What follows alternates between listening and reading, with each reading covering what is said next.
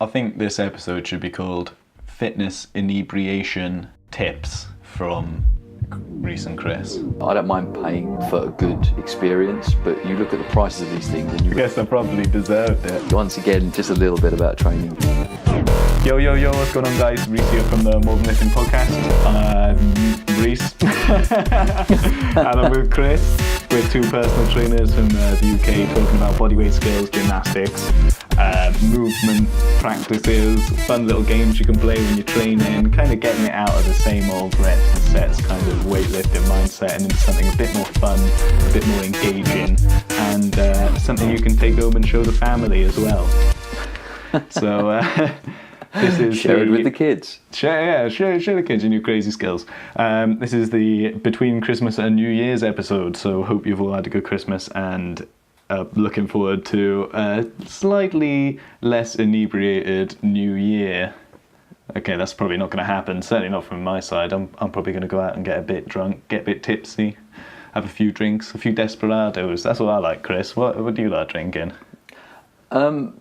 Well, I don't drink a lot, but when I do, I'm becoming very selective about what I drink nowadays because I don't drink a lot. So I'm really kind of into finding things that complement the evening, shall we say. So if I'm having a certain meal, certain beers or wines, obviously go quite nice. Like I can't have a curry without having a Cobra beer. That always I only have to have one, and it just. Well, we all know about your Cobra fetish. Oh, indeed, yeah. It just washes it down beautifully, and then Peroni is always nice with an Italian or, a good glass of red wine. I'm quite partial to a glass of Merlot, actually. I don't really like Merlot. I'm more of like a Rioja kind of a lighter kind of thing like that. Yeah, no, it depends I don't mind like a Chianti or something, but I can't do like a Pinot Noir or something like that. It's just too much for me. Yeah, I think it becomes a regional thing, doesn't it? I quite like Merlot with, I guess, more Spanish, South American type cuisine, and then a Chianti goes lovely, obviously, with Italian. White wine I quite like, a fresh, crisp white wine with a bit of fish or something if I'm having it. So yeah, it all kind of depends. I mean, a lot of my drinking now tends to happen when I'm out eating. I very rarely go out and just have a drink. It's normally dinner first, and then whatever I have with a meal, normally I'll maybe have another one or two afterwards, either still in the restaurant or just going to a bar. So I don't like to mix things too much. But if I'm just out for a couple of casual beers, then more often than not, I go with sort of like Mexican or South American beer. So I like Corona and Sol. I think just because it's quite nice with a bit of lime in it, keeps it quite fresh. Always never feels like it really hits me too hard, and I'm certainly not a pint drinker anymore. Like I prefer the flavour of beer out of a bottle. I'm not a big fan of a pint of beer. It's very rare that. I mean, sometimes I go to a pub and my dad or my mates will go, "Oh, you got to try a pint of this. It's beautiful," and I just say, "Okay, fine. Just for the crack of it, I'll have a sip." But normally I'd go for a bottle. It tends to just feel like a better quality. Yeah, if I do have a pint, I like a nice big head on it.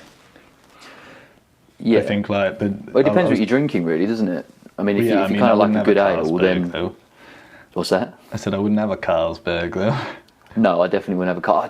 I think back now to all the times of like drinking like Carlin and Carlsberg and Heineken and all these like cheap, proper geezers, gross pints that, as a beer probably aren't that bad if you're just kind of having it in isolation, having a bottle of it, but knocking back pint after pint, obviously you just didn't care.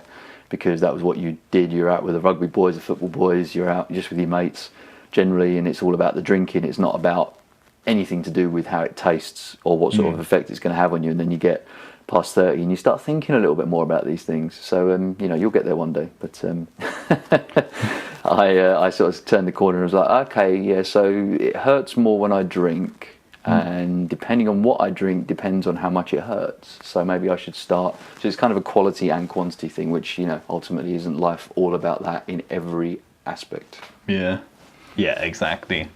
I think that's cool. I think I don't know. I've just never been much of a drinker, to be honest with you. I like bottles as well. Desperados are good because I like the little lime, a little bit of sweetness to it. Yeah, same with me with like Coronas. Yeah, I think Coronas are a bit hopsy. Do you think so? Yeah. Yes, the Sol's quite nice. To be honest, Desperados I've never really taken to. I just don't like the fact of it, having tequila in it. I'm not a big tequila person. Although saying that, it's generally because it's cheaper tequila that we tend to get over here and in bars. You know, apparently my friend of mine's a big fan of rosé tequila, and he's always trying to get us to do shots of those whenever we do happen to go out for someone's birthday, and it's actually quite nice. You know, a good drop of tequila, you know, a good, expensive, classy one is actually very, very enjoyable. It's and then you do shots of it. Well, exactly, and then you start lining up the shots and getting the salt and the lemon out, and it all starts to go a little bit wrong. So I tend to walk away from that now. I mean, the amount of times recently, even on my own birthday, where people have just bought shots for me, and I've just gone, oh, thanks, and just put them on the side. You know, by the end of the night, there's just a little row of shot glasses where I'm just like, I tell people not to buy them for me because I won't do them anymore, or very rarely do them anyway. Yeah. And out of nowhere. Yeah, no, but people won't be told. They'll still go and get around and go, oh, you got to drink it, you pussy, drink. It's like, yeah. They would try so hard to make you have it. Oh, it's brilliant. Misery loves company, doesn't it? Yeah. You know, it's like what I've realised now. Like I rarely, if I know that there's going to be a big night, or you know, if I go away with the boys for like a stag do or something like that, I'm a boring guy that refuses to get into a round because I'm like, I don't want to keep throwing 20 quid into a whip every 5 minutes because we're drinking at the pace of the fastest drinker, and that's just not me. So what I've realised now is once you get past having to say no the first few times, why not in a round? You know, once people start drinking, they don't care. It's just getting through that initial pain of people just going on and on and on and just saying no, no, no, no, no, and eventually get sick of it and move on. So yeah, that's my advice to anyone is just, you know, stick it out. You know, the hard part is more in the beginning, and then you can have complete control over your destiny in that case, because unfortunately I've even in my personal experience I've been on a few away days, a few away weekends where things have gone horribly wrong purely because you're just drinking at someone else's pace.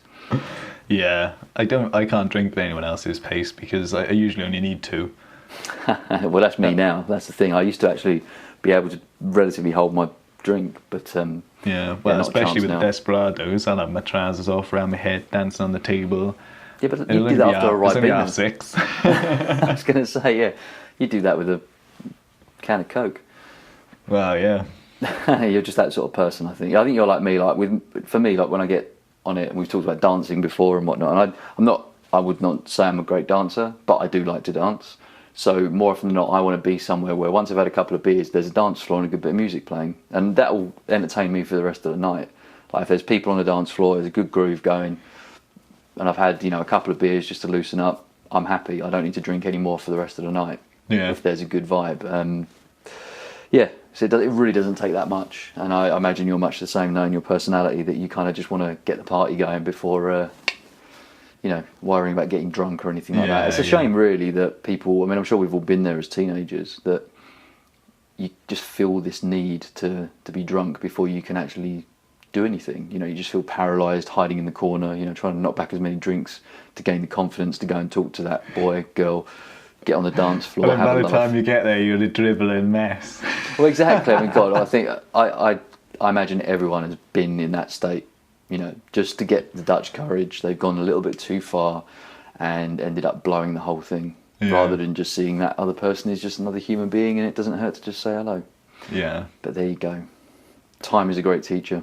Yeah, and so are hangovers as well. Yeah.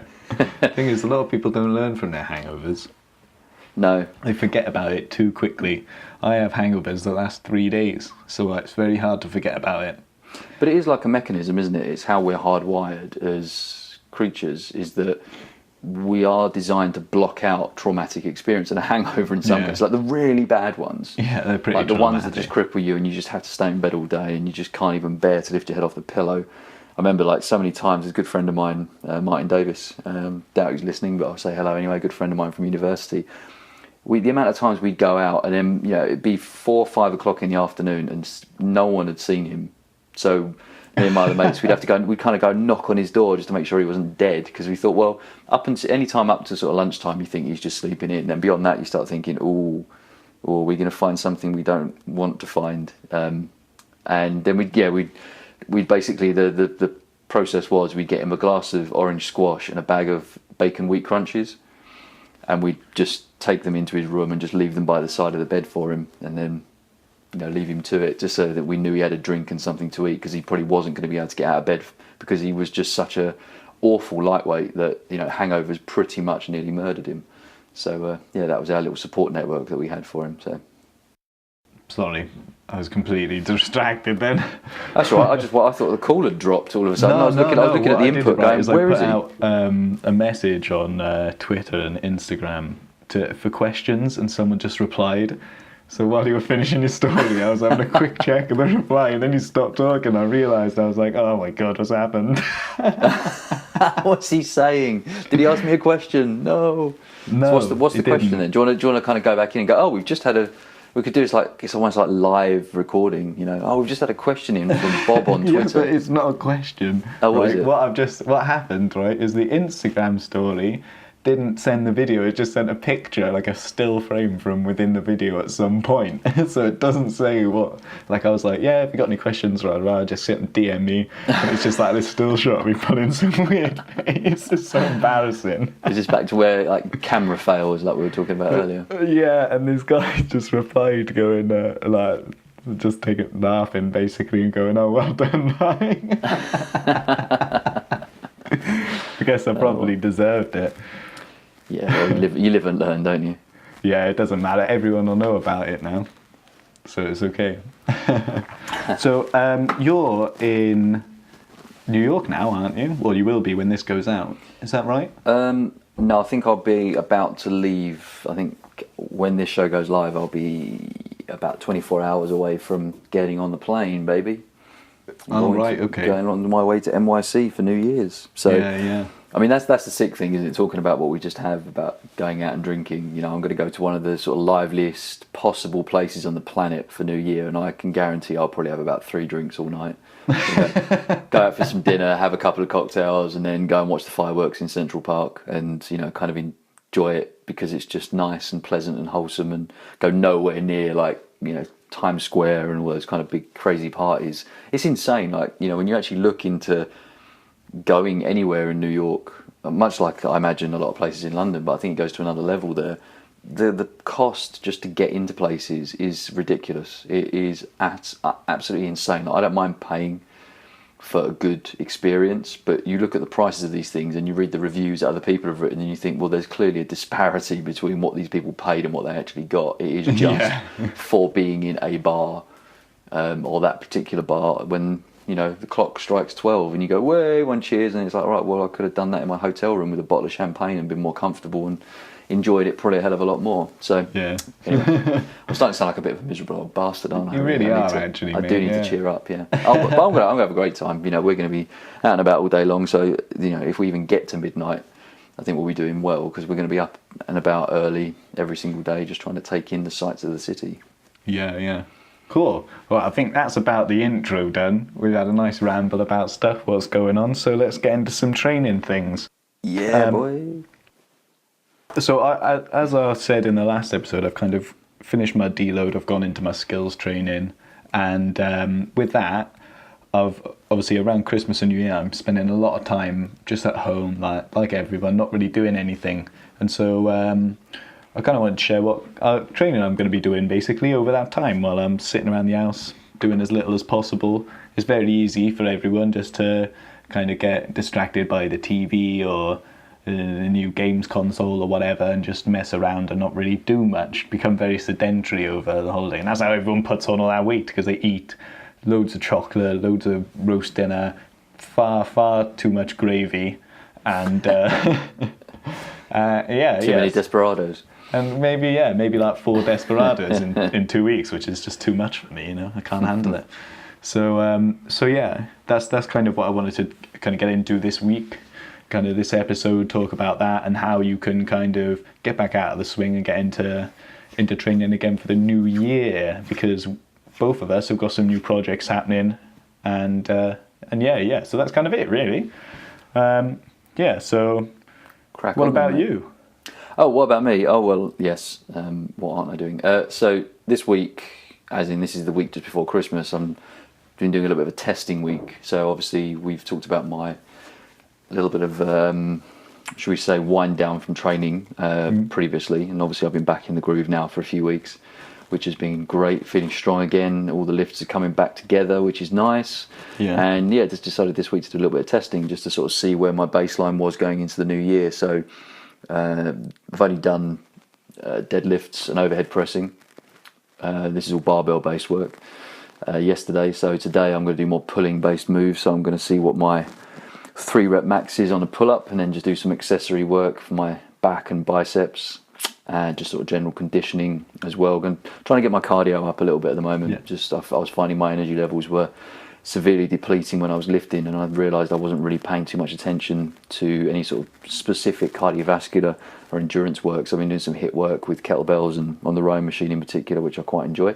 So that's all been this week. So just trying to establish that baseline, and then I've kind of got a plan in my head as to what I want to focus on in the new year. I'm going to continue the work on the snatch, and I want to find space and time to factor in some cleans as well. So there will be cleans and there will be snatches. So I'm sure you're very happy to hear that. I am happy to hear that. Sad that it's not one thing. No, the clean snatch. Yeah, the clean and snatch. It's a classic. It is Olympic indeed. lift. So so I'm going to try and sort of work them a few days apart, just to allow for optimal recovery between them. But I think the idea will be to probably work on a 4-day split with those. Then it gives me one session as well to still keep the deadlifts and the overhead squats in, which I really want to get now down, because obviously that's a massive limiting factor when it comes to the snatches. If I can't, statically, controllably squat with the appropriate amount of weight that I'm aiming to do in the actual snatch, or the clean in this case, clean and jerk rather, then if I don't know what it feels like to hold that weight at the bottom of the position, then it's going to be very hard, and it's going to be a very painful learning curve trying to fly above my head and catch it. So I need to factor that in as well. So the big emphasis is clean snatches and overhead squats are the real main emphasis of the training, and then I'm going to be working more bodyweight work around that. So just trying to, as we've been talking about, refining handstand work. I want to start doing some more L-sit pull-up work, some muscle-ups, get back on the rings, because I haven't really done a lot of ring work recently. I've been just kind of getting back into dips and whatnot, just on straight bars, on parallettes and things like that. So it's going to be fun. So I think that it's going to be a real bars and body style January. A lot of, as I say, a lot of barbell work, and then a lot of body weight development work as well, now that I feel my base strength is kind of back up to an appropriate point. Yeah, cool. That sounds pretty good to me. It sounds pretty fun. It's exciting, man. I'm really looking forward to it. Some fail videos. Yeah, well, I did promise that, didn't I? I think both of us should certainly get. I know you've been doing pretty good with your videos recently, and I honestly, I loved your mushroom video as well. That was the pommel great fun. one. I was going to say about that, because that's got a couple of funny little fails where I just go flying off the side. It's just that I could see you getting annoyed. That's the funny thing. Like, the fails aside, because it's a developmental process. You sort of go, of course he's going to fall off. But I can just see a couple of times where you look like you there's no sound, but you might be swearing because you just look like annoyed that you've only got like 1 or 2 rotations in, and then you've fallen off. It's also like I was saying last week, my forearm was in a lot of pain a lot of the time as well, my right one.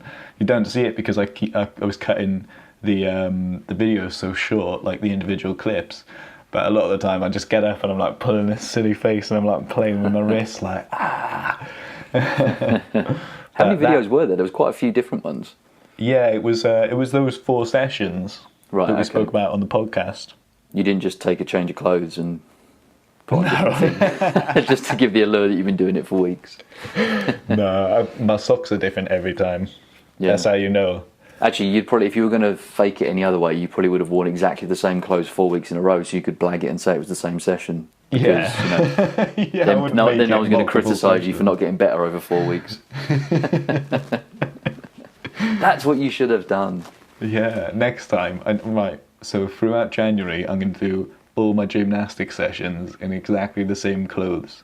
And then we'll just never know. At the end, for February, I can have a 1-session progression video where I go from, 4 little circles on the pommel horse to 16.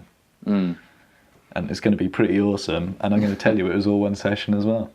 It would be good actually if we could really, as I say, go in and document as much as possible this year in terms of our training. I love the idea of doing combined a video at the end of the year, which is just your year in 30 seconds or whatever, and it's just you see where you started to where you finished, and just sort of map that progression, because I think it adds another layer of accountability, doesn't it, when you're actually recording this for your own purposes of telling a story, then there's even more emphasis of, right, now I definitely have to A, push it a bit harder, B, not slack off, C, certainly not miss a session, you know. And even the injury and the rehab stuff, you know, you can actually just progressively see over a very short video just those moments where you did have to drop off. It's almost like watching I guess like a line graph, isn't it? You know, you can kind of see upward curve, upward, and drop. You know, it's kind of the traditional success chart. You know, everyone thinks it's a straight line, but then there's always that drop off. And I saw a great image for that the other day. It's a guy called Todd. I think it's Todd Herman. Have you seen any of his stuff? No. He's a guy, Olympic athletes, mindset and psychological coach, I guess. I don't think he's got any formal psychology training, but he's just done a lot of mindset development work with sports people, athletes, entrepreneurs, different people. And he's got his main sort of like flagship online program is the 90-day year plan. So much, you know, similar sort of process, I think, to the 12-week year, where it's just kind of compartmentalizing everything down and chunking it into small pieces and setting targets every quarter. So, he was just sort of, I've got completely lost my train of thought now. What were we talking about? Oh yeah, no, it was one of his sort of educational products, like a freebie download thing that he puts up, and it's just got that, you know, what you think it's going to be versus what it actually is, and there's just these two little infographics, and one's just a guy at the end of a line looking at the finish line, you know, looking at the flag at the other end, and it's just a straight flat level land, and then underneath it it's just like this guy looking at this mountain range and all these peaks and troughs, and you know, these little signs saying nearly there, and then at the other side it's like a sheer drop down, and you know, spike pits and dragons, and it's just just tiny little rope ladder. Yeah, bridge exactly. things Yeah, that look mountain like a lions, everything. And it's, you know, it's true in fitness, it's true in business, it's true in life in general. You know, you're never on a steady flat or even upward trajectory. You know, you're always going to fall down at some point. And it'd be really interesting to see it in a very progressive manner throughout the course of the year, hopefully with not too serious an injury. Well, I've actually seen that recently, one of the downers, because I've been focused on all this other stuff. My planche has like fallen apart a little bit because I haven't been doing it. I'm like, yeah, and you're not a big fan of it, are you? Got that. So I was like, oh fuck it. Yeah, no, I don't like the planche. I do actually. I do really like it. It's fun, you know. It's a cool little thing. It's like it's one of those goals that just takes so much work to actually get. You forget that you have to keep it up to keep it. So because I've been doing the pommel and I've been doing my cross training, I haven't really been that focused on the planche. I know I should be, and it's one of my skills that I want on the rings for one of my big targets. So I know it's got to be done, but I haven't been doing it. And I've literally put a post on Instagram today or yesterday.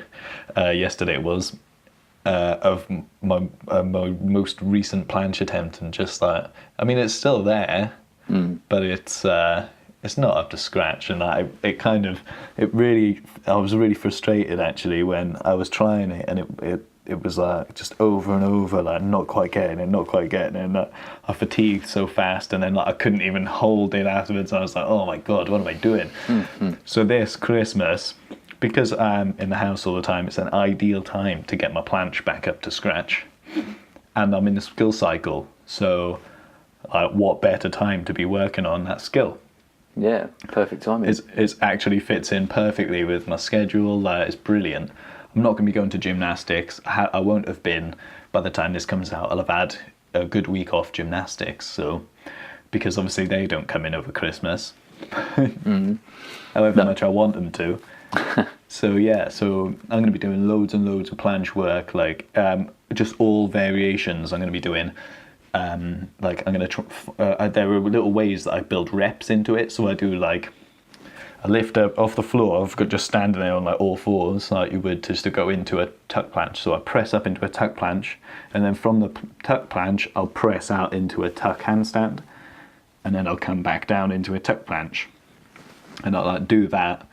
And it's really hard. It doesn't sound very hard, but you're basically doing planche presses. It's just a shorter lever. It's actually a really difficult like skill to control and to. So that's really, really good for that shoulder development, that coordination, and that muscle activation all down your back and your chest and your core and your shoulders and your wrists and your I'm pretty sure there's a muscle in your head that gets fired up doing that.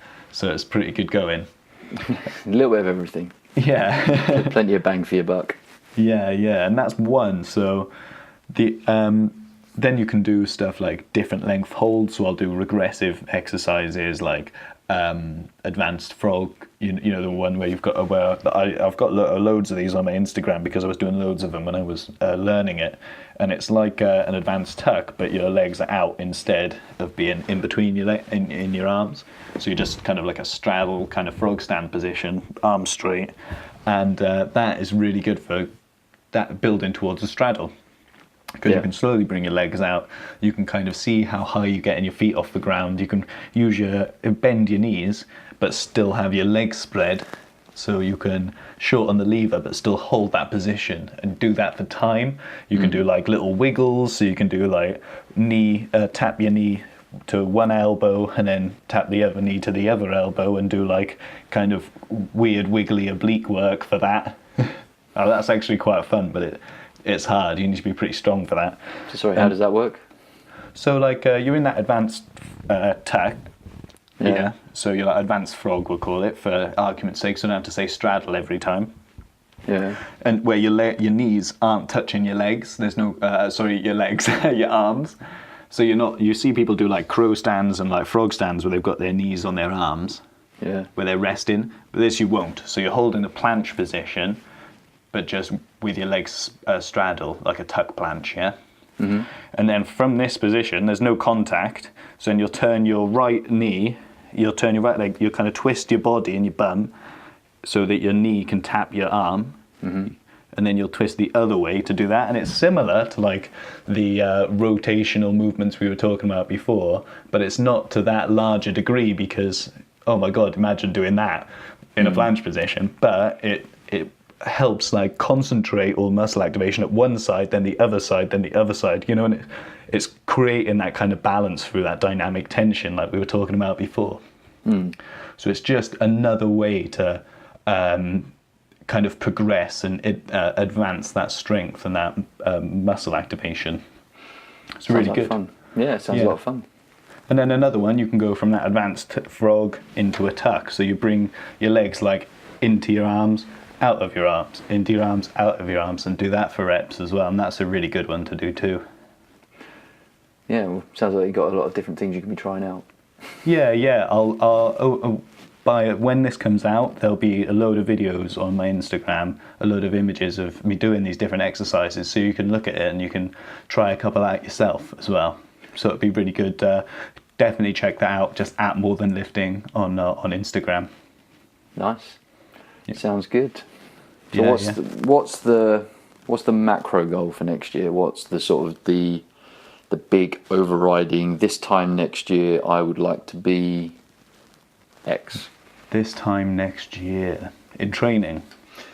Well, we can go training, or you can broaden it out, you know, if it all kind of ties in, doesn't it?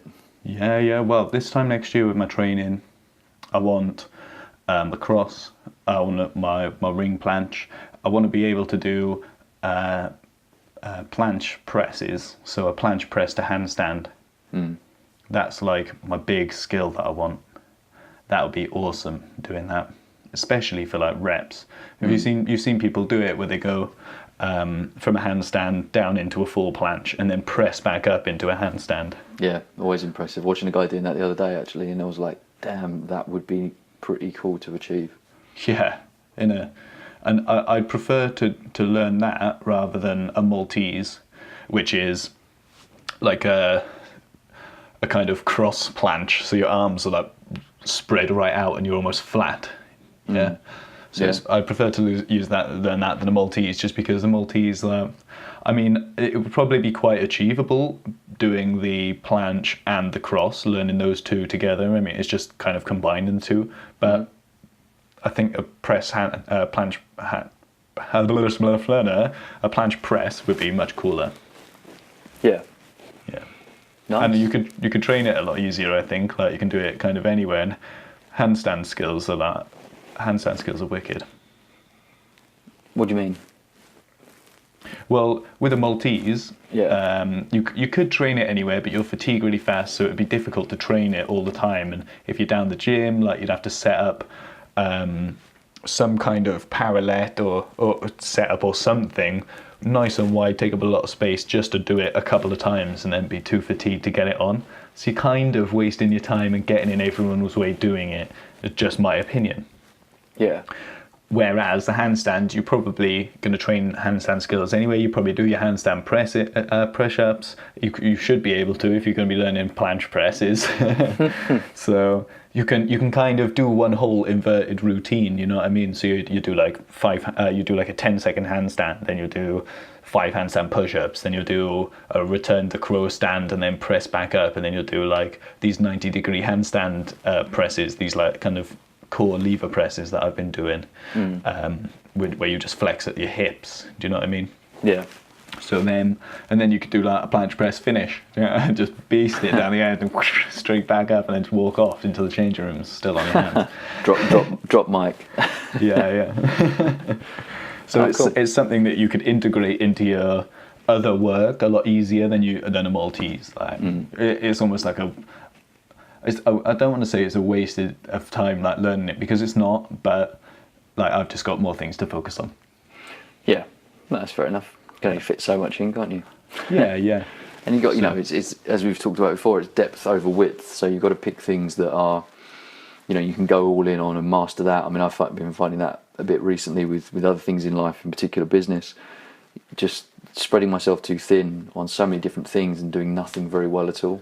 So, pick certain things, especially the high skill ones, and just focus predominantly on that. Don't try, understand the skill level and the effort and commitment required to achieve certain things. Other things that maybe don't require quite as much of your energy or your time or your focus, then, ultimately, maybe you can line them up alongside something more complex, because you want to be doing more than just one thing at a time. But it's all about understanding the demands of whatever it is you're pursuing and making sure you're not trying to do too many very large projects or large pursuits at the same time. Yeah, definitely.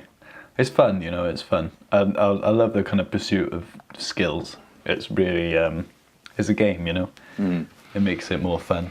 Oh, something else I'm going to be doing in the new year, which is going to be quite fun, which you guys can all get involved with, 100 push-up challenge, right? So for the whole year, that's 52 weeks, I'm going to do a different 100 push-up challenge every week. Yeah, so first one will probably just be straight press-ups. The rules are 5 sets, so it's 5 sets of 20, 100 reps, and I'll do, each set will be a different variation. So I'll start off with just all 5 normal ones, just to get in the cycle of doing it, and so I can talk to everyone about the rules. And then each week they're going to get progressively harder, do different variations of push-ups to kind of teach you some, give you a little challenge, and just for a bit of a laugh, really, as well. By the end of it, I want to be doing like super extreme push-up, like 100 of them. Do you know what I mean? So I do 20 like full plyometric, so where I just fucking 20 jumps off the floor type thing. Do you know what I mean? That would be really cool. So that's something. You do well to do 100 of those. Yeah, not in a row. I'm going to do 5 sets of 20. Wink. Yeah, but even so, 5 sets of 20, that's, by the back end of that, like those last couple of sets, that's going to be burning. Oh, yeah, More explosive and demanding. Obviously, if you do it progressively, then I guess it'll level up somewhere along the line, and it should become, well, you should just progress naturally in terms of your strength. Yeah, so is this something you're doing, or as in you've come up with this, or this is from someone else? No, I just decided to do it. I mean, I used to do it I used to do 100 push-up finishes. So me and my mate, after training, we do all our dips, our pulls, our mess around with our levers, and then we'd start finishes, which are basically to the death, like just total ruin yourself. So what we do is I'd go, come on then mate, let's do push-ups to finish, and he'd be like, oh for fuck's sake, and I'd be like, no, come on, we'll just do something, and he's like, oh, and then he'd get proper into it, and I wouldn't want to do it.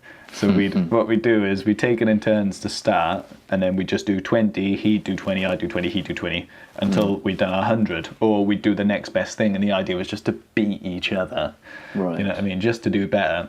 So we'd start with like Hindus, because they're quite complex and they take a lot of work. Start with Hindus, then do archers, then do I don't know, like just pike ones, or like the kind of pike handstand, you know what I mean. Yeah. And then we do like these ones I call them trident ones. I don't really know what they're called, but they're kind of like Lilani ones, except instead of having your hands super all the way extended, you have them at like 90 degrees. So you're forming like kind of like a trident-y kind of thing with your head and your hands, you know. Yeah. And then you, instead of pressing like with your elbows kind of back, you're kind of lowering yourself to the floor, like a kind of, what are they called, like phoenix press ups or something like that. Which are kind of the same, but we're underneath. So underneath your shoulders with your hands. So you're like just going down to your elbows and back up. But you're doing these like kind of wide grip versions of them, and that. I don't know, man. There are so many names for different push-up styles. It's hard to kind of get the right one sometimes. Yeah. Well, there was that. Was it 22 we were doing? 22 push-ups on the challenge we did earlier this year. Oh right, yeah. Well, some of us did, and then some of us stopped doing it after about 3. But naming no names, obviously. Obviously, yeah. I mean, we don't want to put anyone down in the podcast. But it was funny, like, because so my point was, to anyone that hasn't seen me going through that process, was, I said, okay, well, I'm a trainer, I'm a coach, I'm not just going to do 22 normal press-ups every day like everyone else. I'm going to have to do something. And it wasn't an ego thing, it was just that I want to do something different. Yeah. To make it more appealing, that if I'm going to do this every day and try and raise awareness for a couple of good causes, PTSD being one of them, and combat stress being another, a charity that most of it was aimed at raising awareness for, then I'll make it informative as well, because I think for a lot of people, they see these, and I got some comments on videos, people going, oh, that's amazing, and I could never do that, and I wanted to show all the kind of crazy press ups as well as the regressions, how to take it back, how to get started if you don't actually know how to do a good press up, or you think, well, if I can't press from the floor, something as simple as just elevating the hands onto a higher surface. A lot of people don't think of that. They just think, oh, press up has to be done from the floor, otherwise it's not a press up, or I have to do it from my knees. And in some cases people can't do those if they're highly deconditioned, or they've just got a lot of issues with shoulders and whatnot, which if that is the case, I would probably advise not to be doing press-ups in the first instance anyway. There's a lot of corrective work that probably would be more beneficial. But it was nice to share a bit of information every day about why this press-up is what it is, whether how to regress it, how to progress it, and just trying to figure out names for things as well. So good luck with that, because there's so many, and there's just different names for different things, rather for the same thing. Yeah. So people use the same name for 3 different types. If you want to get like pointy about technique and stuff, you're like, well, that's not the same push-up as that, so why are you calling them the same thing? Yes, exactly. But ultimately, look, it's just some form of human movement, isn't it? It doesn't really matter what you call it. I think we get obsessive about everything having a right name. Why is okay, fair enough, a handstand makes sense because you're standing up on your hands. Okay, that's logical to me. Right, but and a pull-up, fair enough, I'll give you that as well. But a press-up, you could be pressing anything. Yeah, it doesn't have to mean that you're pressing at a horizontal angle. And then you get up to more complex things like planche or snatch, or Well, you just think the planche should be called the ironing board anyway. The ironing board doesn't sound as cool though, does it? It sounds a little bit domestic. But planche, you hear planche and you're like, well, what is that anyway? It kind of doesn't mean anything. Well, didn't we have the debate about how you pronounce it as well? Planche or planche? Well. And then the front lever could be the hanging ironing board. And then a back lever could be the reverse hanging ironing board. I'm starting to notice a theme here. Yeah. And then leg raisers could be called the folding ironing board, the folding hanging ironing board. Yeah, I think it kind of loses some of the magic if you just pick a particularly boring domestic object to name things, and then make sure you name all of the things after that one thing as well, just with varying angles and whatnot. So I don't think it's going to catch on somehow. No, that's what I'm saying. The point is, naming skills is difficult, and getting the right names for skills can be difficult. So don't worry. If you think you're doing something right and you're kind of not, we'll definitely point it out and we'll be like, no, that's not a thing because this. Yeah. And if you find Not it's in a more malicious motivating way. to call it, if you find it's more motivating to call it something else, then do that. It's like, oh well, I can only do 10 press ups, but when I call it body weight lift, I can do 20. It's like, great. Yeah. There you go. It's a body weight lift from now on. Because honestly, you'd be surprised. Like, the human brain is a weird thing. Like, it's so bizarre how one thing can like light one person up and inspire them and drive them and motivate them, and they love the idea of the pain and the anguish and the struggle, and someone else, it just shuts them down completely. So when you say to someone, you know, do 10 press ups, you know, some people are like, yeah, I'll do 20 because, you know, I'm hardcore and I love press ups, and the words press up just instills some sort of fire in them that, you know, drives them on. And you say it to someone else and all of a sudden it's just like this paralyzing. Yeah, we're going to do press ups now. Oh no, well, I don't know, I'm not very good at press ups, and it's like, you know, it's all about how you frame things, you know, and understand, you know, who you are, or if you're a coach, you know, like in our case, understand who you're working with, because it's amazing the power just language, you know, just words can actually have on trying to, you know, motivate someone and trying to empower them to get something done. Yeah, and the stories you tell yourself about it as well matter a lot. So, like, especially like coming into the new year, this is a good time to be talking about it, because you'll be like, it's easy to get in the cycle of like, oh, I'm not happy about this, or I'm so fat, or I wish I were this, I wish I were that. And if you can use that kind of that negativity and channel that, get energy from that, derive some kind of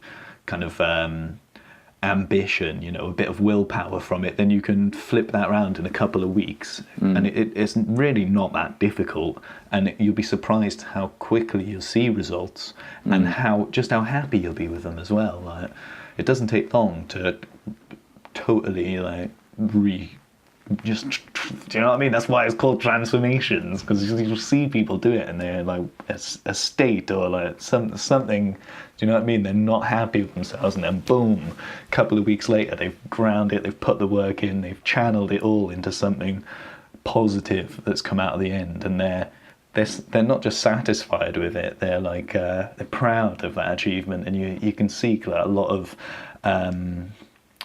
satisfaction in that you've achieved something like that, you know. Well, change is a great motivator. You know, we talk in, you know, certainly in, well, I guess fitness coach circles a lot about just demonstrating even the smallest change for someone, no matter what that is, subjective to them. You know, for some people it may just be drinking more water every day, or just remembering to take a multivitamin, you know, all the way up to actually doing a few press ups every day.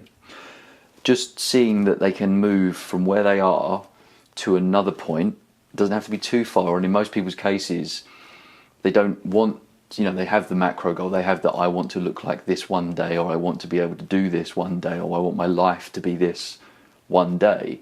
They have that vision, and when you really dig into it, most people's are actually fairly vague, you know, they don't have a very strong vivid image and vision of what they want their life to be, their body to be, whatever. But, you know, more important than anything else is just showing them how to make a very small change, because that one change then feeds the next change and the next change, and it's how human beings are created. You know, we are, you know, products of our environment. You know, when we're first born, these little incremental adaptations to our circumstances, to our environment, are occurring consistently. There's small little habits and behaviours and beliefs that start to emerge over time. You know, so the behaviour creates some degree of result, and then a belief is formed around that, and a habit is kind of the automatic thing. You know, I do this, I don't do this, if I want this, I do this to get that result, and so on and so forth. And I was thinking about this, funnily enough, the other day, so I was kind of glad that you fired that up in me, that we're, as human beings, we're, especially now more than probably ever, I guess it has happened, you know, throughout history, but now more than ever, we're very quick to elevate people to almost superhero status. Yeah. You know, we're very quick to kind of put someone up on a pedestal and go, I could never be that person. You know, I could never do a handstand. I could never make a movie. I could never write a book. You know, we're so quick to see other people. I think the handstand is the hardest out of those three things. Yeah. Okay, on a scale, yeah.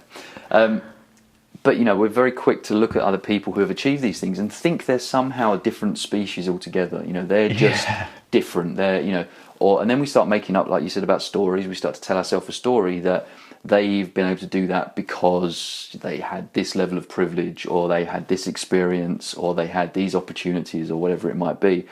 And then on the flip side of that, we could never do that because we were held back this way, or we didn't start soon enough, or I'm too old, or I'm too young. And, the stories perpetuate, and we're so good. And it's a very, we're so good at telling ourselves, whatever we need to hear to make us feel better about not being like that person, rather than looking at them going, well, that's a human being with 2 arms, 2 legs, or in some cases, God, look at the Paralympians, you can't... Some of them have 3 arms.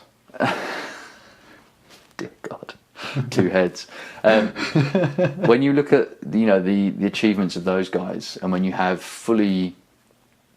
I guess, are we allowed to say able-bodied? I don't know what the sort of, I guess the Maybe PC forget term about is, all that PC whatever. shit on here. If you take someone fully, with both arms, both legs, the head, 2 ears, everything as it should be, then they, you've got no excuse. Yeah. You've got no excuse to say, I can't do that. You could do that. Everyone goes, genes, all this. Shut up. Don't get me wrong, genetics play a part, but you can also change your genes as well. We know there's there's neural plasticity and there's genetic plasticity as well. Yeah. So is that that's what epigenetics is all about, isn't it? Yeah, you can shape your genetics. You can look at a DNA analysis of your body, look at your ancestral programming, look at your environmental programming, where you're currently at this moment in time, and then you can make decisions on how to potentially change that. If you sit down all the time, then more often than not, the very lethargic, lazy genes are going to be fired up, as opposed to the really energized, active ones. The ones that get you up and about. The more activity you do, the more you want to do. Why? Because you're changing your wiring. You're resetting your genetic coding if you're not already predisposed to that. So the more exercise you do, yes, there's a hormonal impact as well, but you can actually really change your physical and mental position at any point in your life. You've just got to make the right moves to do it. So yeah, it really kind of hit me the other day about just how much, because I do it myself. I look at people and go, oh, I could never do that. And then you think to yourself, well, no, that's a human being. They started somewhere. And yeah, the problem is we're so fixated on the end result. We're so fixated on the guy who now plays for the professional sports team, or the girl who is the Olympic gymnast, or the guy who wrote the best-selling book. And we just, again, I think we've talked about this before, so sorry to bang on the same drum, but we only see the tip of the iceberg. I'll just cut out all this. We only see the tip of the iceberg. We don't see everything that was that came before it to build it up. We don't see the story of that person. We don't see their background and their struggle. And you may hear about it from time to time, but you very rarely get that real insight, that real opportunity to know that at some point along the way, there's a good chance they felt exactly or very similarly to how you feel at that time looking at them when they were looking at their heroes. So it really is all about just sort of setting very measurable goals, very small incremental changes, because that's ultimately what becomes the big, humongous, life-defining changes long term. Yeah, I think calisthenics and bodyweight training is just a great example of this, because you see people do stuff like a planche or muscle ups, and you think, fucking hell, I can't even do 10 push-ups or press-ups, and so that automatically can't do bodyweight training. It's not true at all. In fact, a lot of people struggle to train at all because they're scared of it. They're so paralyzed by that kind of, oh my God, look how crazy these guys are. Comparing yourself to others like that is setting yourself up for failure, because they're in different places. You've put different amounts of work in. There's nothing to say that you can't learn a muscle up. There's nothing to say that you can't learn a planche. No. Well, one of the things understandably, if people have undergone some sort of injury from doing some sort of training pursuit, I can understand why they may be hesitant. They were once trying to do gymnastics and calisthenics or weightlifting, and they caused themselves an injury, or they had a bad coach or whatever it was, and they now tell themselves the story that that's not good for you. You shouldn't do that because it's not right, and you get injured, and that's their reality that is partially created outside of them because of what happened to them, but also internally to protect themselves. However, the thing that bugs me probably more than anything else, specific when it comes to training of any description, whether it be in calisthenics or weightlifting, it's when people refer to something as being not natural, or on the flip side of people actually saying, well, it's natural to do that, as if that's some sort of justification for doing it. And I think we need to essentially redraw the lines around what is natural, what is not natural, and you know, what does that even really mean? Because we're adaptive creatures, as I've just said. You know, if you can change your genetics, if you can, on some level, if you can change your neural plasticity, your brain, the way you function, the way you think, and obviously, you know, from adaptation to physical pursuits as well, you can completely change your body. You know, everyone has that capacity. Yeah. The idea of what's natural doesn't matter. Someone will say, "Oh, handstand's not natural." You know, when would we ever use that in the wild? It's like, who gives a shit? That guy can do it, and he's not in pain, and he's not suffering, you know, and his shoulders aren't degrading. In fact, he's got healthier shoulders than the guy that has never even tried to do a press up. The guy that sits at the desk all day that's got awful postural alignment. So you tell me what's natural, you know. And equally, when people say, well, we've talked about with diet before, oh, you've got to eat meat, it's natural. Well, it doesn't make it right, though, to say something is natural as well. You know, it doesn't mean it's something that we have to do, because there's so many people survive. Tornadoes are natural. You know, Tsunamis are natural. It's a natural occurrence. But that's it, though, isn't it? You know, I don't think you should use something. You shouldn't not do something because you don't believe it's natural. Equally, I don't think you should do something just because someone said it's a natural thing. We've always done that, therefore we should always continue to do it. Yeah. You know, you really have to look at what's good, what's bad. You know, what works for you personally, certainly, but what other people you can go and talk to and physically touch them and say, you're a real human being and you do this thing that I think is kind of cool. How do you feel doing it? You know, and if they're sitting there going, well, actually, I'm in pieces because, you know, I'm busting my back and my shoulder and, you know, I've got a prolapse disc in my neck and I'm having to do decompression work just to kind of be able to walk every day. You go, okay, fair enough. Like, but then there's going to be another story as well of someone who's maybe done it a different way and found it worked for them. And, you know, it's all about finding your own path. But yeah, that can bug me when people use natural as a, you know, it's natural or it isn't natural as a means by which to dismiss something or very aggressively do it because someone said that that's the right way. Yeah. I do take that stand on a lot of things, though. What? The natural argument. Like with food, for example, I'll try not to eat processed food because it isn't natural. And I think, like, in that context, you can use that as a means to make good decisions. But when it comes to other things, like you say, with your training, with other decisions you might make, that's not necessarily the right one to make. But I think with food, eating natural food, real food, is the way to go. No, I agree completely. But that's because we've experimented with that. We've done the requisite research. It makes sense. It kind of resonates with us on a deeper level. And we're not telling ourselves a story about, you know, actually processed food is really good for us. We're not telling ourselves a story that it's bad because for whatever reason, you know, we think it's going to hurt us, or it's, you know, we can't eat processed food, therefore we have to pretend it's bad for us because then that's an excuse for not eating it.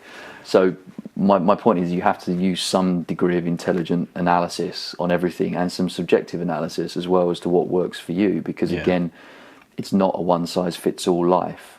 You know, as I say, we're very similar in a lot of ways, and this may sound contradictory to my earlier point about, you know, that's another human being over there. You can achieve what they can achieve. Well, look, you can achieve something similar to what they've achieved within the context of your life, of your body, your pursuit, your passion, maybe your capabilities, your talents, your very God-given gifts because of your genetic ancestry, that you have different skill sets to them. Doesn't mean you can't do a handstand. It might just not be as good as their handstand. However, you might be able to compose a symphony that they would never even imagine. You know, you may be able to, I don't know, sing better than they can, although they could. Most people can probably be trained to sing or play a musical instrument to some degree. There is a degree of natural talent that is always going to come through. However, hard work always counts for a hell of a lot in certain things. And if you want to be multi-disciplined, you know, across the board, I think they call it omnipotentialism now, where you're drawn to do lots of different things. You know, you're not particularly worried about being an expert or going all in on one particular area, because you actually like doing lots of different things and you're always drawn to new things and you want a faceted skill set. So you're an omnipotentialist if that's the case. I think that's the term. Anyway. Omnipotentialist. It sounds kind of good either way, doesn't it? Yeah, I think it sounds great. I saw there's a TED talk about it actually. I think so. You Google TED omnipotential, and you should be able to find it. I thought it was quite interesting.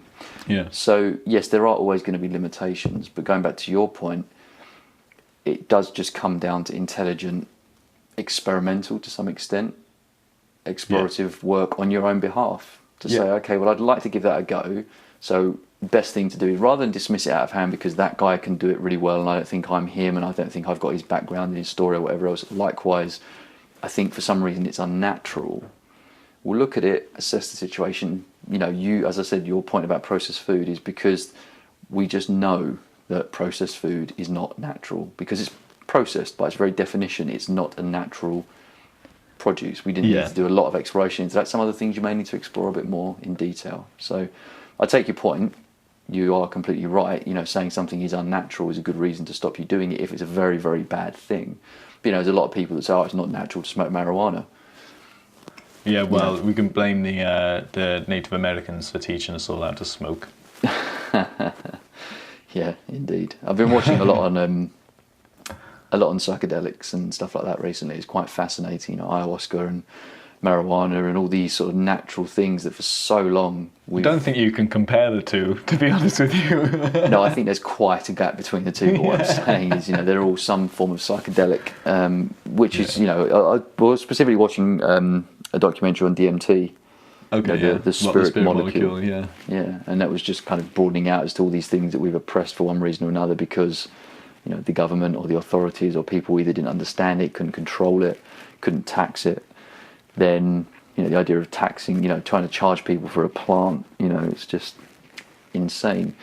So they couldn't do it, so they just started to, you know, criminalise everything, and it's, you know, halted our potential progression in a lot of respects, you know, by quite some way, because there's a lot to be learned from these things, not to abuse them like anything, but, you know, in a society where alcohol is freely available and socially acceptable, the idea of smoking a little bit of weed, you know, or, you know, inhaling something or drinking something from a plant source, being natural, has somehow been deemed as evil.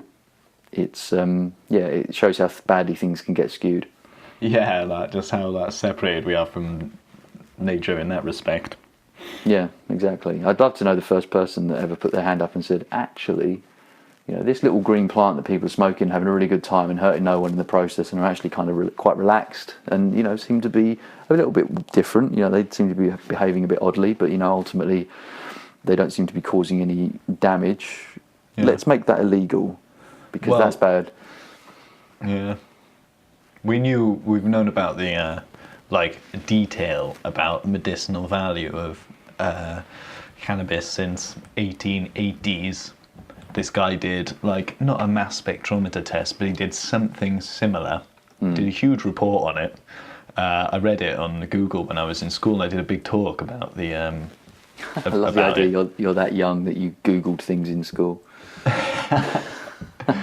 I'm 26, so shut up. No, I'm just saying, it's cool. I was just thinking, I don't actually remember using, I don't think we used Yahoo, was like the search engine. I mean, to be fair, there'll probably be some people listening to this going, oh my God, we had to get out encyclopedias to learn stuff.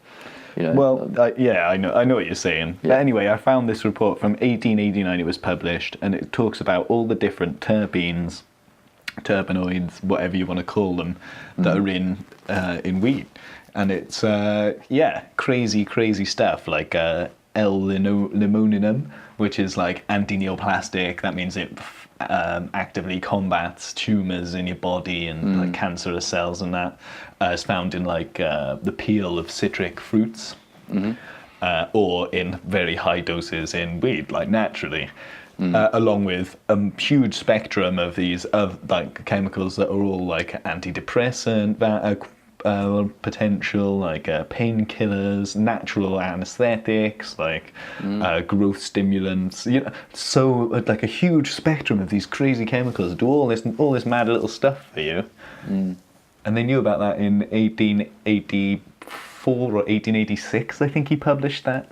Yeah, which is insane. It was crazy as well how they could do that then. Yeah, exactly. But it's one hell of a big microscope, yeah. Oh dear. No, but it's funny because all these things that, you know, have been termed as psychedelic and, you know, mind-altering stuff, you know, that people thought, oh, well, it's got to be bad because it's messing with your mind. You know, there's a lot of talk now, obviously, about the potential of those things to actually cure diseases of the mind, diseases of the brain, you know, Alzheimer's, dementia, and the like. Drug addiction. Sorry? Drug addiction. Yeah. ayahuasca and stuff, people get taken, people who are like really bad crack or heroin addicts have been taken to like Peru and stuff and gone through one of these kind of 5-day, 6-day ceremonies where they take ayahuasca a couple times, and like they've come back and been just completely cold turkey like from that experience. I don't know if all the crazy mind demons just scared it away from them or what, but you know, something happened, and it, you know, they've well documented like huge healing processes that have happened because of things like ayahuasca. Yeah, well, I like to think that it's people get a deeper sense of reality, or you know, something beyond themselves, and it kind of pulls them back and makes them feel more connected to themselves somehow and connected to everything around them. And you know, everyone's experience, I guess, is subjective to some extent, but there are certain consistencies as well. Having never done it, I couldn't possibly comment. But well, that's the thing about like DMT, dimethyltryptamine, or that's the psychoactive psychotropic in ayahuasca, which is obviously the spirit molecule as it's known, and that's what that book's about. The mad thing about it is that people who have taken it all report to have had the same or similar experiences with the same kind of creatures or, you know, imagined beings of whatever kind, you know, and similar stories, similar lessons. You know, it's almost like, and this is the point that like Terence McKenna made, who was like a huge psychotropics advocate.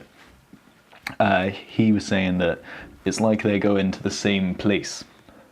Like you, when you have this DMT, it's not like if you take like mushrooms and what you see kind of goes a bit crazy, or you know, your mind you could almost put it down to like your mind playing tricks on you. In a way, I mean, if you've ever taken mushrooms, I have.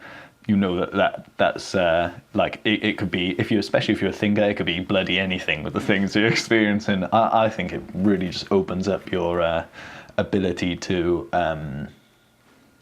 process information, and I think it kind of expands our kind of sensory receptiveness in that kind of way. And if this is happening in the same way, then you're potentially going to the same place. You're like going off to this little dream world. Everyone's sitting around the campfire with these shamans, like drinking this mud juice, and then next thing you're all like in this other little place having a party. Yeah, I definitely think there's something in it.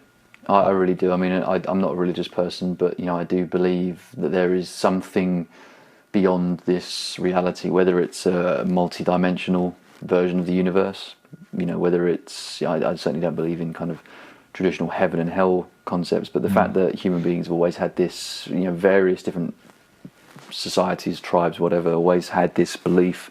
A lot of these ones that have experienced similar things, as I say, to ayahuasca, you know, in their own cultures, whether it's peyote, ayahuasca, just marijuana, whatever it is, you know, whatever different psychedelics they've been able to use to tap into this thing. And it's had, you know, the fact that these are things that grow naturally on this planet. You know, these things are there for us to find, to consume, you know, whether you're an animal or a human being, whatever, you know, most things on this planet tend to have, and, you know, we can argue this, what's natural and what's natural, but most things, they have a use. You know, everything has some sort of nutritional benefit, you know, or some medicinal benefit. You know, this entire planet is just one big kind of pharmacy, really. And, you know, ultimately we've gone so far away from seeing that ultimately the purpose of this planet, the reason of its being here, is to sustain life. But also we've neglected, I think, to really truly tap in to the other potential beyond it. You know, is this planet, is this reality a gateway to something else? You know, and are there things here to kind of open us up to that possibility? You know, the fact that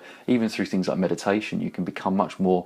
There are moments in meditation, very deep meditation, and I've only experienced it, you know, a handful of times when I've done it, where you feel like you're tapping into that something else. You know, you feel like you're almost going through some sort of membrane into another place. You're completely removed from this reality as it is, and there's this potential of feeling like you're there with other forces, other energies. You know, there's other stuff going on around you that you can sense, but you know, when you come back, you're just in a room on your own again. It's a very powerful sensation, and I imagine, you know, that obviously is enhanced massively when you're using psychedelics to, you know, tap into things more freely and, you know, just have a more powerful connection with. So there's so much that's, you know, unexplored, unknown, and, you know, that is oppressed massively. And I do think, you know, this chapter in human history will probably be looked back on as one day and go, my God, you know, how did they not know? You know, how could they not have realised this stuff was right before them? All this access to this whole other, you know, dimensional knowledge was there, and we just never really embraced it because, you know, we were too busy trying to lock people up for smoking a little bit of green plant. Yeah. Yeah, it's funny. It makes it sound like I'm a big weed. I'm not. I was gonna say. I'm really not. Like, I'm not adverse to it, you know, but I don't. It's just really not my thing. I've never really kind of been a great fan of that sort of thing. Maybe for my sins, I like being in control a little bit too much. So I'm not very good at letting go. Yeah, I think it's good to try stuff. Yeah, I agree. I think it's completely. I think it's good to avoid experience absolutes. Avoid absolutes. Yeah, as I keep saying. Yeah, don't be extreme. You know, have a bit of fun. Yeah, just don't hurt yourself, for fuck's sake. just be safe. That's the key thing. You know, all things in small doses, at least. And also, it brings us back to the natural thing. Like, I don't mind having like a little smoke or whatever, but I'm not. I don't do narcotics. I won't do drugs. I won't go out and do like a lot of ecstasy or anything like that because I don't like that it isn't like natural. If like mushrooms, I don't mind. Like if I went to Amsterdam, like I'd do some truffles, like because fuck it, that's the only time really you're gonna get to do it unless you go around in September chasing the cows around the bloody fields and just so happen to have hit the jackpot this 1 year, you know. And it's I've been mushroom picking before when I was young, and it's difficult, you know, it's hard. I've had some people come back like, oh yeah, there's loads of them there, and you go like an hour later and it's like bare. Yeah, and it's like, so it's not. If I'm in the situation where it's available, I'm like, yeah, go on, let's do it, because I know I won't do it otherwise. I don't have them readily available. I'm not growing bloody mushrooms in my loft or under my bed or anything, you know what I mean? Like, I don't care for it that much, but if I get the opportunity, I'll do it.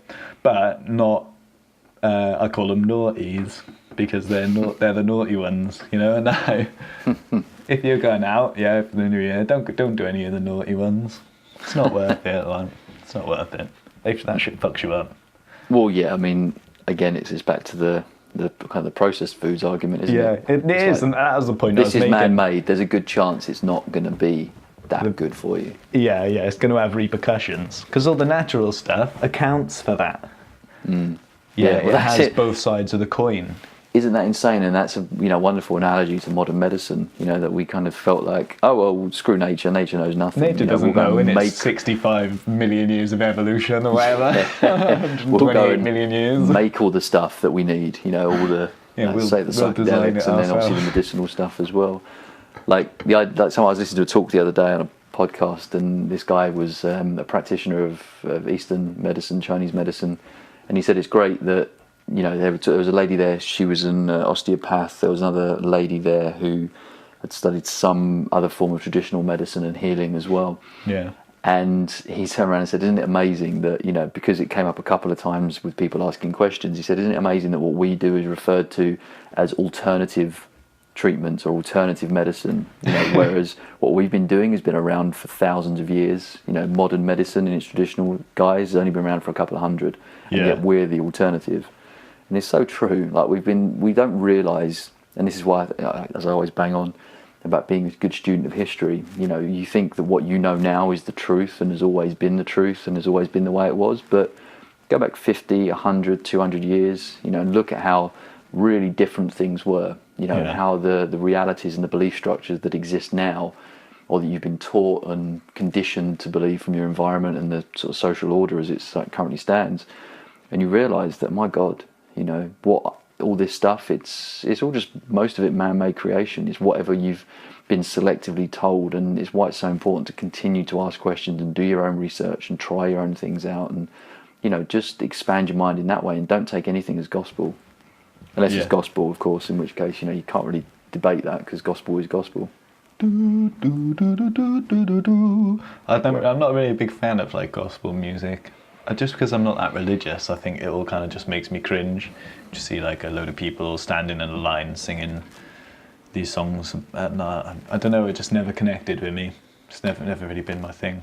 Yeah, it's interesting. Someone told me when I'm in New York to go to Harlem on a Sunday, on the Sunday that we're there, because obviously you get all the gospel churches, and they said it is something else to behold. You know, it's actually something I've always quite liked the idea of doing. But I think if you take it at face value as, you know, a lot of people all together singing, being positive, empowering each other, and just having a good time, great. You know, if you don't have to. It's not like some weird cult chant. That's how I feel about it, though. You know, and it's not that I'm like, fuck Christianity, and nothing like that. It's just that's just how like it kind of makes me cringe a little bit, and that's kind of why, I guess. Yeah, I think if you can look past the dogma, then you can. I think you can just see it as a means by which for people to come together, and for a lot of people, it being maybe the only real opportunity for them to connect with other people because they may be on their own, and you know, churches.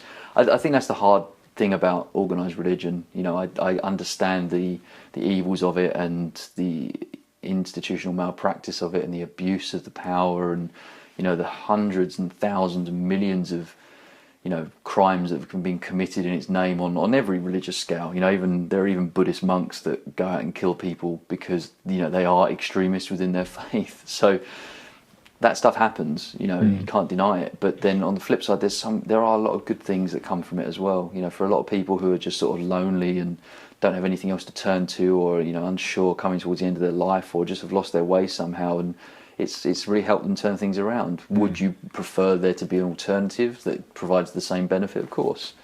But, you know, for lack of it existing and certainly not being able to be overhauled and created overnight, then you just have to kind of do the best that you can with what you've got. Yeah. And religion, and it's not can really play that bad. Well, no, it's not. But I mean, look, in the UK in particular, I don't think you kind of have the obsessive aspects of it. I mean, I'm sure there are still the abuses of it, but you know, I guess other Western countries, particularly the US, obviously people do take it to a different extreme in some states.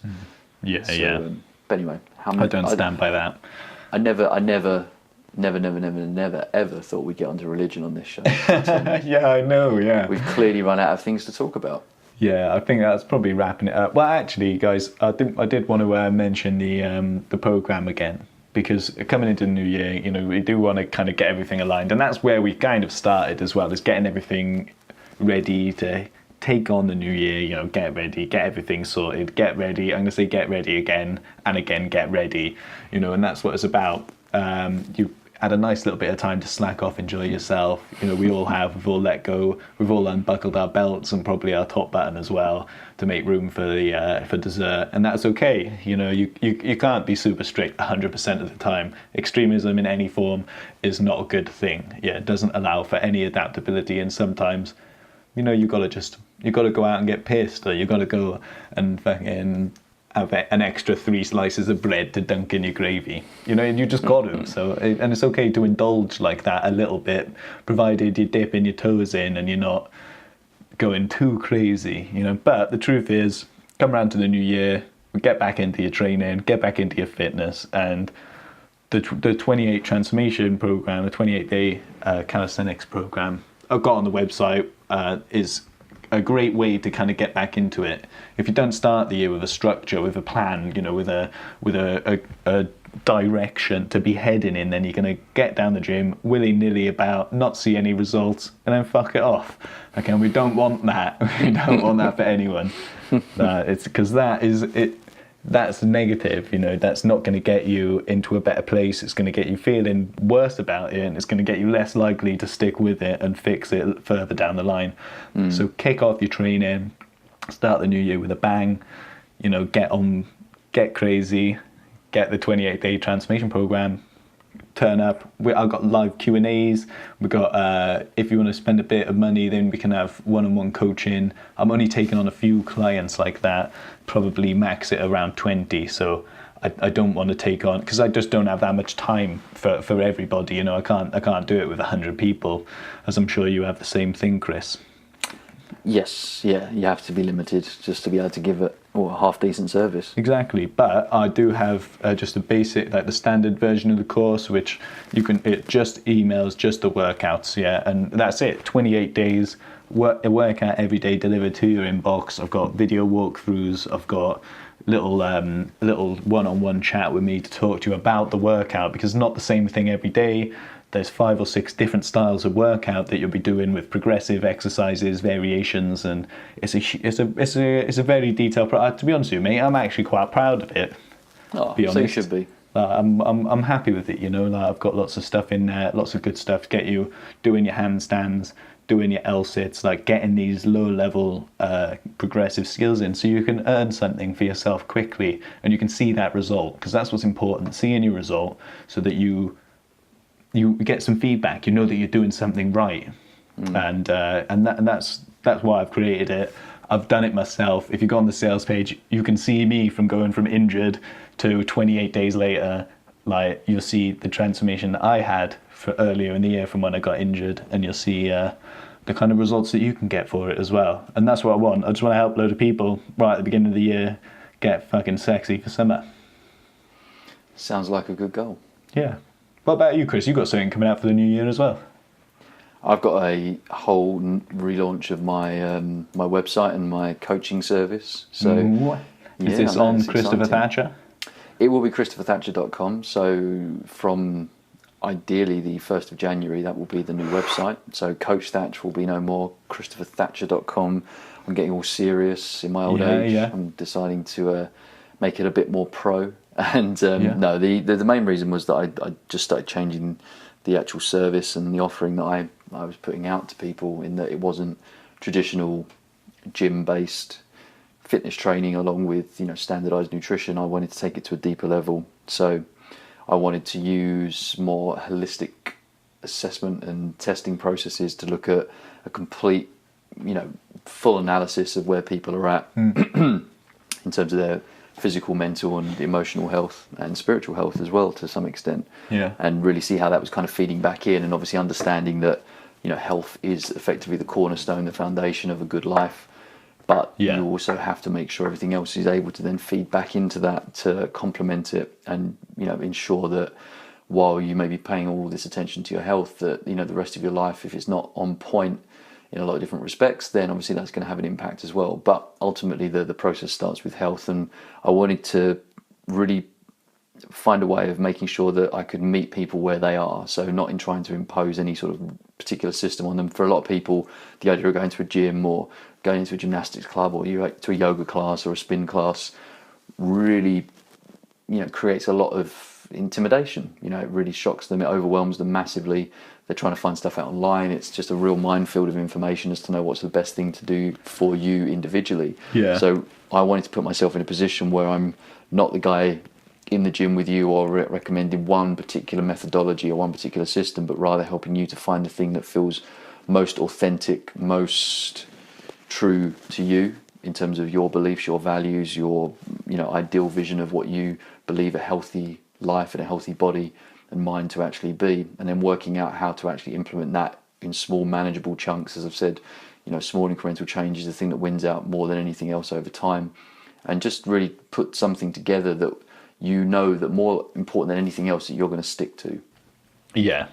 So I've really worked to reposition myself as more of a health and wellness coach than a fitness coach now, because I think it goes to a slightly deeper level. So much like you're going to work with a limited number of people on this, but I'm quite excited to get it all up and running, because I think what it offers in terms of particularly the testing, you know, I'm working with a couple of companies offering DNA testing, blood chemistry testing as well, to really get a complete overview of where that person actually is. So I'm not recommending diets or, you know, exercise processes, even if it's something that they maybe really want to do, and I'm not going to steer them away from that, because I think that's more important than anything else, is that they feel that they're going to enjoy and want to stick with something.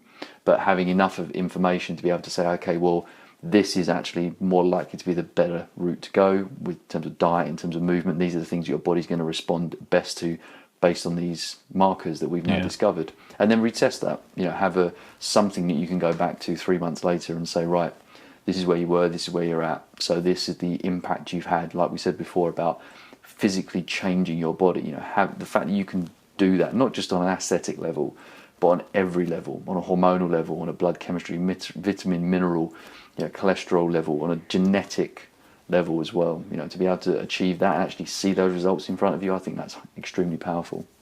Yeah. That's crazy. That sounds well exciting. Yeah, looking forward to it. Yeah. That's awesome, actually, man, to have that, like, just to be able to sort that out, because a lot of people really want to know about really want to get into it and really want to, you know what I mean? Like, I'm interested in taking you up on some DNA testing. Just so we can compare our DNAs on the podcast. Yeah, I've actually got my DNA test sat quite close by. I've got to send it off because I've stalled in getting it done myself. But okay. Get that so sent what off is this it week. then? Is it like a little bowl of spit or blood or? No, it's Ears? just saliva. So Okay. yeah, you just have to. Probably better than the last option. Yes. It'll only be indeed. 50% of your DNA anyway. Oh, right. Okay. Time to end the show. Yeah, guys, if you're interested in doing something crazy with Chris, something really in-depth in the new year, check out Coach Thatch, and then after the 1st of January, or 1st of January onwards, ChristopherThatcher.com. Okay, because he takes stuff into a very, very deep level, and he'll get you some serious results with your spit. The other thing as well is even outside of the coaching programs, I'm putting up links on the resources page on the website. So if people just want to sort their own DNA test out, their own blood chemistry work, there'll be links and everything there so people can easily find it. Because I want to, as I just meet people in passing, you know, if it's not someone I could take on as a client, or it's not where they're currently at or something they're ready for, I can at least say, look, whatever it is you are doing, I think you'll find this information quite valuable, because the more information you have, the better decisions I think you can make. Yeah. So yeah, as I say, we'll have all those links up live on the site, hopefully as of when it goes live in January. Yeah. Guys, this was basically just a fun excuse for me and Chris to have a conversation. All right, I hope you all had a great Christmas. Hope you all have a fantastic New Year. Go out raving or whatever, have a bit of fun, and then get ready to turn it around in the new year and make some serious changes. All right, I think that's it, mate. Should we do rock, paper, scissors for the close? Yeah, I do love that this episode seems to have just been all about, you know, what's best to drink, what's best to smoke. Yeah. And then, you know, once again, just a little bit about training. But yeah, sure, let's go for the old rock, paper, scissor. I think we've established wild cards are permanently wild live. cards So are things. Okay, wild cool. cards are things. Yep. Wild cards are things. Yep. Oh, man. Right, ready then? Yep. 3, 2, 1, acoustic iPhone. guitar. You said iPhone. Yeah. Oh, this is a good one. Yeah. This is a good one. You know what? Right, okay. Well, I think I could definitely smash you about with an acoustic, but to be honest with you, the only real damage I'd be able to do is smashing your screen. Yeah, which you'd have to be pretty exact it about. incompatible, unusable, out of service. However, I reckon you could probably do more damage to me being a little couple of chunks of wood glued together in funny positions. Yeah, I mean, when you think about it, an iPhone actually is really just a solid little chunk of metal. So I think, you know, you'd probably take on a fair bit of damage even if you were trying to damage me. So Yeah. And failing that, I'd just call someone and ask them to come and Sort me out. sort the guitar out. Yeah. Oi, Dave, yeah. Come over here and sort him out. Sort him out, mate. All right, that means you win, Chris. That's the end of my rock, paper, scissors winning streak. Yes! Excellent. Good stuff. I think it was only one episode this time, to be honest. Yeah, okay, well, there we go. So we'll pick that back up next time. But we'll get more creative with it. That's good. I'm enjoying that. Yeah. That was a good one, mate. I enjoyed that. Yeah. Cool. And I'd like to say I put some thought into it, but I pretty much just look around what's near me, and the iPhone was the first thing I saw. So, Yeah, I did as well. people are going to be Don't like, tell I know anyone." exactly what's in their houses now, because after the 10,000 games of rock, paper, scissors, we've named everything in the near vicinity of us. And we started going out looking in the garden. Branch. Yeah, anyway. Right, so, guys, if you like what you've heard today, please do subscribe if you haven't done already, and also head on over to iTunes to leave a rating and review to let us know what you thought of the show, help other people to find it, and just for a bit of good karma for yourself as well. Share any links you like. It is Christmas time, the season of giving, so send some links out, share bits and pieces around if you like anything you've seen either of us doing on social media, please feel free to share it. Maybe mention that there's a podcast that goes along with all this other nonsense that we put out into the world. If you want to reach out to us, ask us a question of any sort of shape or form, then please find us on Twitter, Instagram, Facebook, More Than Lifting, Coach Thatch. Go to morethanlifting.com, as we've referenced before. Reach out, let us know. The show is only as good as its audience, so we want as much feedback from you as we can possibly get. We've been getting some great numbers in terms of listens, so we know you guys are out there. We know you're paying attention to this utter nonsense that we're putting out into the world. So let us know what you think of it, and we'll do our best to continue to improve on it and hopefully give you as much valuable information, but we need to know what you want to know as well, so please do let us know. I think this episode should be called Fitness Inebriation Tips from Rhys and Chris. You think, do you? Well, yeah, because that's basically like say what we talked about and getting wasted. To some extent. Do you know what I think? What? I think I should carry on naming the episodes. Yeah, okay then. But I'll take your thoughts into consideration. Yeah. All right. Well, I'm just trying. I'm not as eloquent as you, Chris. I'm not as poetic in my words, my word using. In my words. In my word using. Yeah. Cool. Anyway, right. I'm done. You done? Yeah. All good, mate. Have a good New Year, guys, and we'll see you in the New Year. Yeah. Happy New Year. morethanlifting.com/28 transformation. Wink, wink. Plug. Oh, and if you have any questions that you want us to address, any issues you're having with your training, any little sticking points you want a bit of assistance with, DM me on Instagram, and we'll bring them up in the podcast. I'll probably get back to you before, but if it's interesting, of value to all the listeners, then I'll bring it up in the podcast as well. Me and Chris can have a good old gas about it. Sounds good. Yeah? Yep. All right, mate. Go enjoy America. Yeah, I'll certainly try.